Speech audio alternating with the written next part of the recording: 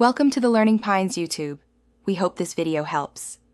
Begin by preparing everything you need for a safe wiper change on a 2016 Kia Optima. Use 24-inch driver and 19-inch passenger blades and confirm sizes on your new packs. Park the car on level ground, turn off the ignition, and lift the wiper arms carefully to the service position. Gather a flathead screwdriver, new blades, a soft cloth, and gloves so you don't scratch the windshield. Inspect the wiper arm for damage and note the hook-style attachment so you'll know how the blade releases. Start removing the old blades by flipping each wiper blade perpendicular to the arm so you can access the release mechanism. This is easiest on the driver's side first. Flip the blade perpendicular and press the release tab to unclip the blade from the hook. Slide the blade downward and off the arm.